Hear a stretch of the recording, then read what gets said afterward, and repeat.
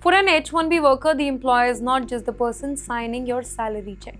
The employer is connected to your immigration status, which means one simple question becomes extremely important. Well, who exactly is sponsoring you? According to the reports supplied to TimesXP, well, several companies appearing on the US Department of Labor's willful violators or debarment record too. This is very important because federal agencies can take actions against employers that seriously violate the H-1B labor rule. These violations, it can include wage issue, improper employment practices, or false statement connected to the immigration filing. Now, one term you may hear is benching. Simple words, they can refer to an employer failing to pay an H-1B worker properly during period when the worker is not assigned productive work, well, where the law requires payment. For the worker, this is not a technical paperwork issue. No, it can become a serious immigration problem for that worker because if your employer is under investigation, sanctioned, or debarred, you may suddenly find yourself caught in a situation that you did not create, not your fault. And this is why immigration experts repeatedly emphasize documentation. Keep your pay records, keep your employment documents, know what your labor condition application says. Know what your employer has actually promised you. And before joining an unfamiliar consultancy or staffing company, understand who the real employer is. Because in the H-1B system, your employer's compliance, it can become part of your immigration story. And the problem becomes even bigger when the same layoffs are happening across the entire tech industry. Visa is not operating in isolation. Across technology and financial services, companies have been reconstructing teams, reducing cost, reconsidering how many employees they need.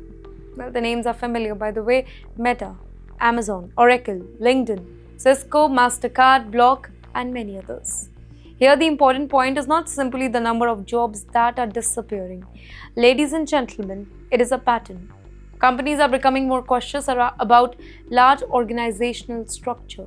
They want smaller teams, they want higher productivity, they want automation, and they want every single dollar of corporate spending to produce measurable value. This changes the job market entirely because when one major company cuts thousands of roles, well, those workers do not disappear. They enter the same job market as everybody else. So suddenly, one senior engineer is competing against another senior engineer. One product manager is competing against thousands of product managers further.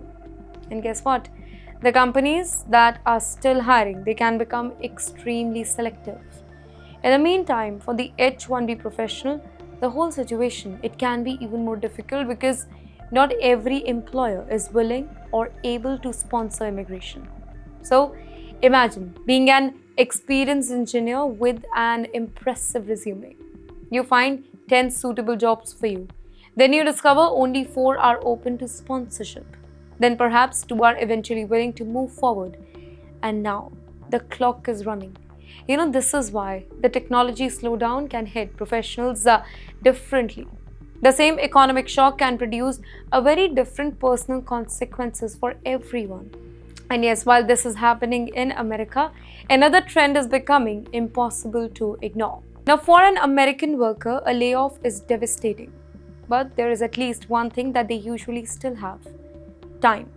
For an H-1B worker, time can become the most expensive thing in the room. Under the current rule described in our report, eligible H-1B workers can generally have a grace period of up to 60 days after employment ends or until their I-94 validity expires, whichever comes first.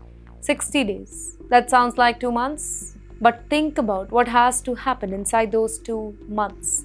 You have to find a job. The employer has to be willing to sponsor you. The company has to evaluate your profile. The legal team has to prepare the immigration paperwork. The required filing have to be made correctly. And you may have a family depending on your status. A spouse, children, a mortgage, a house, school fee, health insurance, and perhaps years of life invested in America. Suddenly, your career becomes a countdown, And this is where the immigration system and the tech job markets collide. Because the H-1B system was designed around employment. But employment is precisely what can disappear overnight. There's another complication here. Many professionals have spent years waiting for permanent residency. Their employer may have started the green card process. Well, they may have invested years into perm and I-140 procedures. Then one layoff happens and suddenly the entire strategy, it has to be reassessed.